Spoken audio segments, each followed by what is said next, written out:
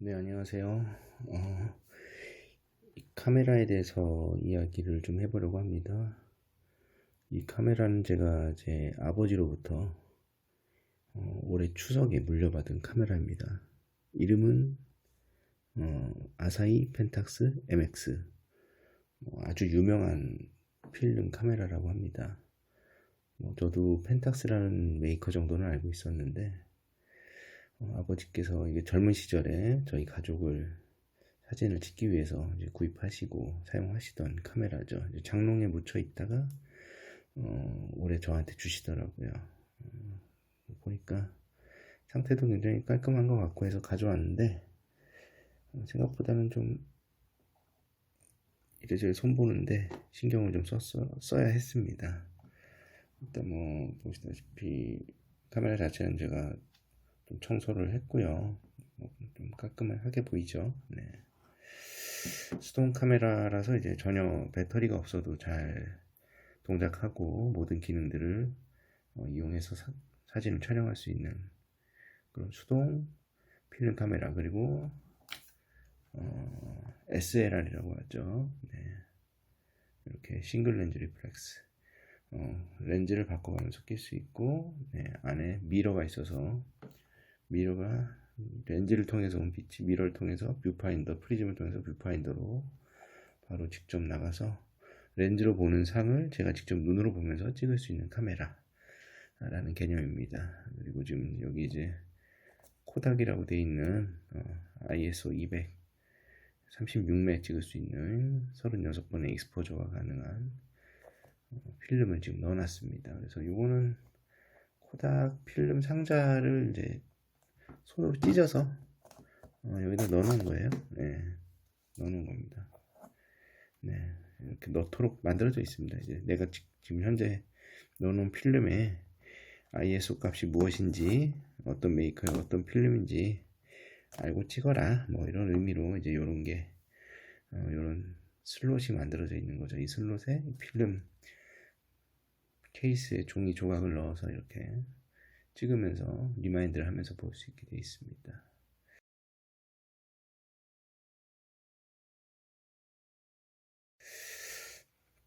이 카메라는 제가 이래저래 손을 봐야 했고요. 처음에 가져왔을 때 안타깝게도 이제 처음엔 몇 번은 잘 찍히는 것 같다가 결국은 이 뷰파인더로 상이 보이질 않더라고요. 왜 안 보이나 싶었는데 뷰파인더로 상이 안 보이는 간 이유는 간단했습니다. 이게 안에 미러가 있다고 그랬죠.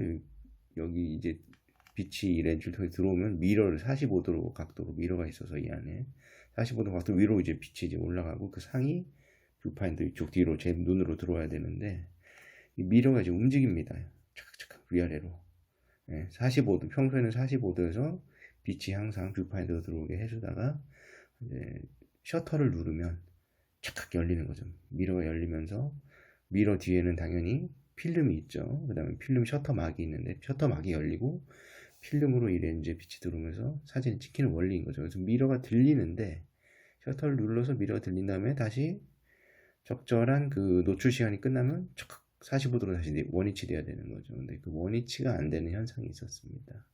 발생을 하더라고요. 그래서 미러가 이렇게 올라온 채로 있으니까 뷰파인더로 이제 빛이 안 오는 거죠. 네, 계속. 그리고 여기 이제 열려 있고 셔터막은 닫혀 있지만 뒤쪽에 천으로 된 셔터막은 닫혀 있지만 미러는 계속 들려 있고 계속 빛은 계속 들어가고 렌즈로 그런 이제 현상이 있었고요.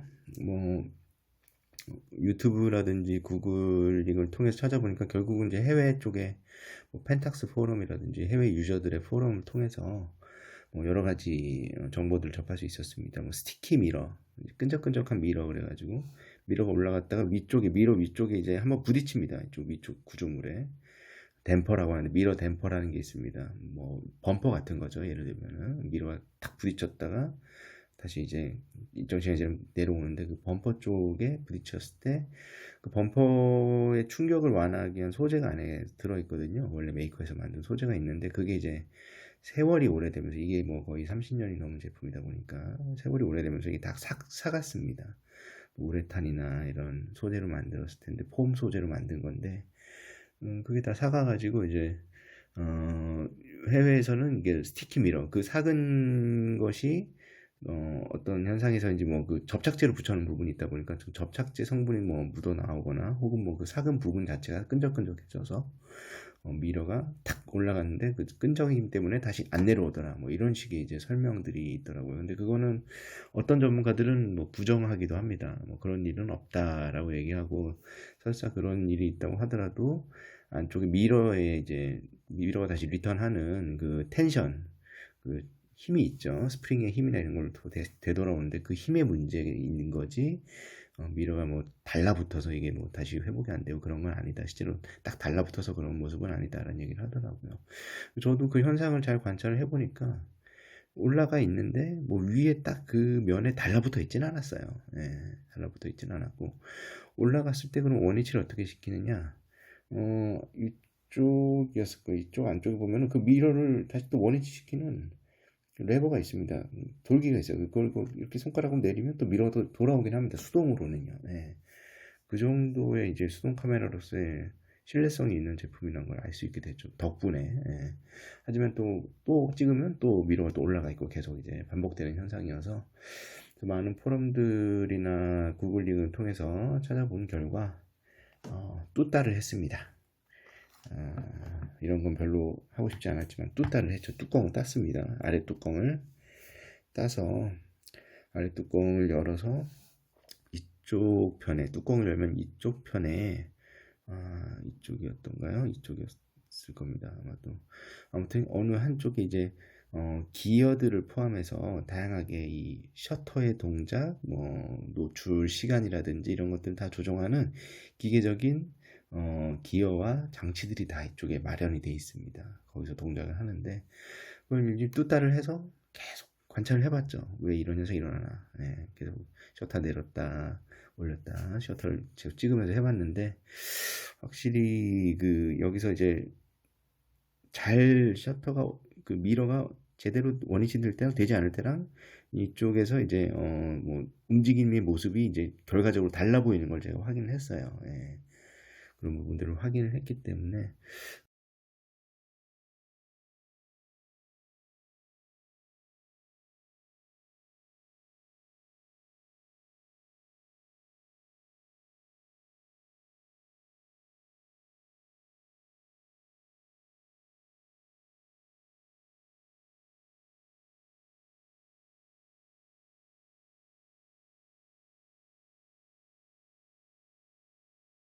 포럼이나 다른 쪽의 얘기들을 보면은 결국 이제 윤활을 좀 해줘라 이쪽을 클리닝을 하고 루브리케이션 윤활을 하고 그다음에 어드저스트먼트 조정을 해라 결국 이제 클리닝 루브리케이션 어드저스트먼트 어, 청소 그다음에 윤활 그다음에 조정 이 세 가지를 이제 CLA라고 약자로 얘기를 하더라고요. 카메라를 정비하는 가장 기본적인 기준으로서 CLA를 해라. 그래서 이 셔터 미러가 제대로 돌아오지 않는 것도 이쪽에 어떤 텐션이 제대로 먹히지 않아서인데 그러기 위해서 윤활을 하면 해결이 될 수 있다는 얘기를 봤습니다. 그래서 그렇게 했죠. 뚜따를 한 김에 윤활을 했고요. 근데 지금 만족스럽지는 않습니다. 이제 한 유튜버가 그 윤활 동영상을 올렸길래 물론 이 같은 모델은 아니지만 펜탁스 모델 유사 기종을 가지고 올렸길래 저도 이제 뚜따를 해서 유사하게 그렇게 했는데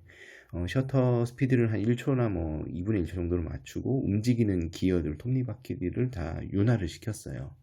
윤활이라는 건 뭐 결국 이제 윤활유를 발라준 거죠. 근데 그 유튜버는 우리가 흔히 아는 WD-40을 쓰고 있었습니다. 예, 윤활제 하면 우리 공돌이들의 꿈은 아니죠. 예, 공돌이들이 예, 움직이지 않으면 무조건 뿌려라라고 얘기하는 농담처럼 WD-40을 뿌리는 건 아니고 이제 조금만 아주 바늘 같은 끝에서 조금만 묻혀갖고 이제 톱니에다 살짝 조금씩 묻혀주는 형태로 그렇게 윤활을 하더라고요. 저도 그렇게 했습니다. 잘 안 되는 부분은 이제 아주 작은 붓 이런 얇은 붓에다가 이제 윤활액을 묻혀서 WD-40이었죠. 톱니에다 살살살 발라주는 형태를 취한다든지 그렇게 해서 윤활을 했고 그다음에 여러 번 이제 테스트를 하면서 결국은 얘가 텐션이 돌아오더라고요. 미러 텐션이 돌아와서 지금은 이제 원활하게 미러가 셔터를 누르면 미러가 올라갔다 다시 잘 돌아오는 그런 모습이 되었습니다.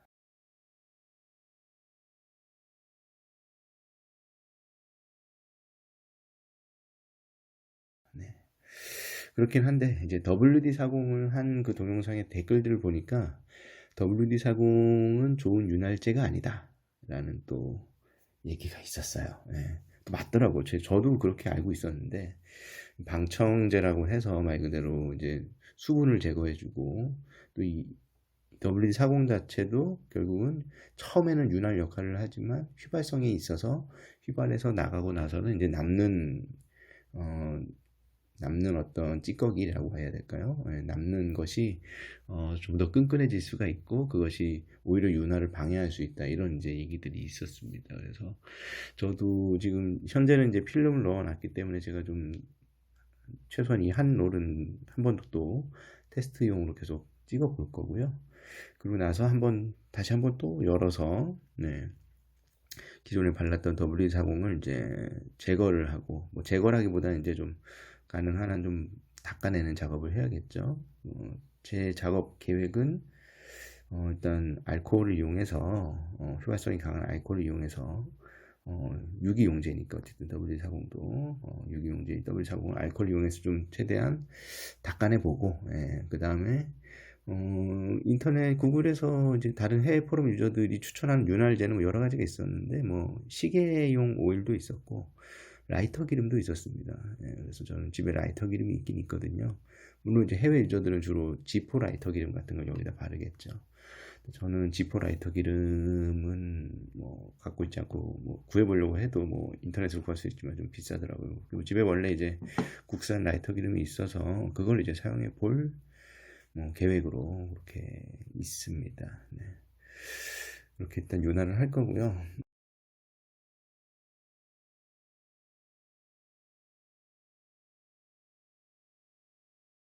이 카메라는 굉장히 신뢰성이 높은 카메라로 유명합니다. 그리고 또, 뭐 거의 뭐 베스트셀러에 가까운, 그 당시에 베스트셀러에 가까운 카메라였고, 많은 분들이 지금도 이제 필름 카메라를 쓰시는 분들은 사용하고 계신 그런 이제 모델로 알고 있습니다. 여기 이제 뚜껑을 열면서 뭐 이 밑에 바닥 뚜껑 여는 건 뭐 간단합니다. 여기 이쪽에 나사 하나, 둘, 셋, 요 나사들을 이제 풀면 되고 이제 작은 스크류 드라이버를 이용해서 풀면 됩니다. 근데 안타까운 점은 이제 요 양쪽 두 개는 이제 잘 풀었는데 얘를 힘을 줄 때 이제 느낌이 오더라고요. 요거 잘 안 되겠구나. 뭐 가까이서 보시겠습니까? 뭐 우리 전문 용어로 이제 야마가 나갔다고 하죠. 나사산이 이제 나사산이 아니라 이제 드라이버가 꽂히는 드라이버 산이 이제 나가버린 거죠. 아무리 돌려도 드라이버로는 해결이 안 되는 상황이었습니다. 그래서 이거 여는데 되게 고생했던 기억이 있습니다. 양쪽 두 개는 잘 열리는데 뭐 제 경우는 그랬습니다. 이 가운데는 좀 열 때 좀 문제가 있더라. 어떻게든 열었어요. 결국 뭐그 열지 않고선 뭐 문제를 해결할 수가 없었기 때문에 어떻게든 열었고요. 뭐 연 방법은 결국은 여기에다 이제 다른 일자 드라이버를 꽂았죠. 그래가지고 일자 드라이버를 힘을 줘서 꽂아갖고 아예 새롭게 홈을 팠다고 봐야 될까요? 꾹 힘을 줘서 이렇게 눌러갖고 거의 홈을 새로 파듯이 해서 일자 드라이버를 겨우 돌려서 빼낸 그런 모습입니다. 아슬아슬하죠. 그래서 요, 요 스크류는 좀 교체를 해야 될 것 같아요. 제가 지금도 꽉 안 꽂아놨어요, 솔직히. 한 번 더 돌릴 수 있는데 꽉 안 꽂아놓은 모습입니다. 요거 그런 모습입니다.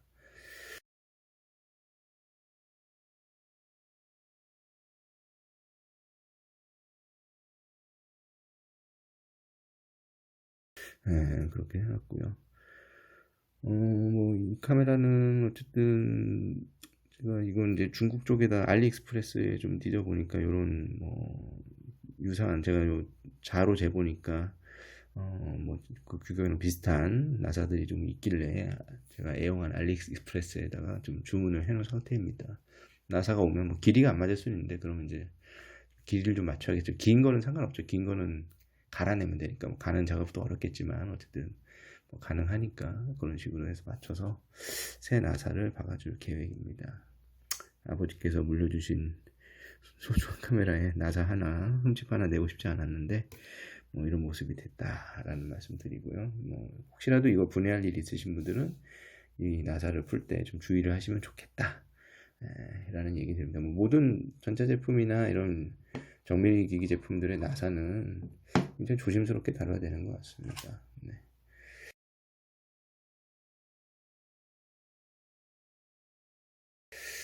그리고 이 카메라와 함께 제가 너희 아버지한테 물려받은 게 방금 전에 이제 네, 뭐 렌즈죠, 렌즈. 네. 네. SMC 펜탁스 렌즈 135mm라고 되어 있고요. 이 렌즈가 하나 있는데 이건 아직 테스트를 안 해봤고요. 얘도 좀 뚜껑이 없어서 그냥 덮어놓고만 있습니다. 캐논 걸로 덮어놓고만 있는데 얘도 지금 렌즈 커버를 알리익스프레스에 중국에 그냥 규격이 맞는 걸로 주문을 해놨습니다. 이게 49mm인 것 같더라고요. 그래서 그거에 맞게 여기 적혀 있네요. 예. 예, 구경이 렌즈의 직경이 49mm다. 5cm다. 이 마운트 쪽에 이 렌즈 쪽이. 그래서 이 렌즈 쪽이 49mm니까 거기에 맞는 요런 렌즈 캡. 요건 이제 정품 렌즈 캡이고 요거는 유사한 캡을 하나 더 지금 주문을 해 놓은 상태입니다. 지금 이제 먼지 때문에 그냥 덮어만 놨고요. 네. 그 다음에 아주 처참한 몰골의 액세서리인데요. 네, 이게 뭔가 싶으실 겁니다. 이거는 카메라 케이스죠. 네, 완전 엉망이죠. 이거는 제가 다 사포로 갈아낸 겁니다. 지금 원래 있던 가죽 표면이 오래돼서 다 갈라지고 메마르고 그리고 손으로 이렇게 만지면 검은 가루가 묻어 나올 정도로 이렇게 까만색 가죽의 색상이 다 일어나 있던 상태였습니다. 그래서 이걸 제가 이렇게 다 사포로 밀었고요. 네, 뭐 이와 유사한 어떤 다른 가방을 이용하면 되겠죠. 뭐 가죽 가방 같은 거 널널한 거에다 넣어서 그냥 끈을 묶고 다녀도 되고 편한 가방들도 있을 텐데 한번 요거는 제가 원래의 모습으로 되돌려 보고 싶어서 이렇게 사포질을 하고 여기다가 가죽 전용 도료가 있습니다. 아크릴 도료로 도색을 해볼 계획입니다. 그 아크릴 도료도 제가 주문을 했고요. 엔젤러스라는 메이커의 도료가 있습니다. 그래서 엔젤러스 도료를 우리나라 그냥 인터넷 쇼핑몰에서 주문을 했고 지금 기다리고 있습니다. 여기 오면은 한번 여기다가 도색 작업을 하고 어떤 결과가 나오나 한번 확인해 볼 예정입니다.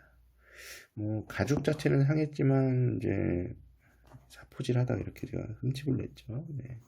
가죽 자체는 상했지만 이런 금속류들은 뭐 녹슨 부분이 거의 뭐 없습니다. 네.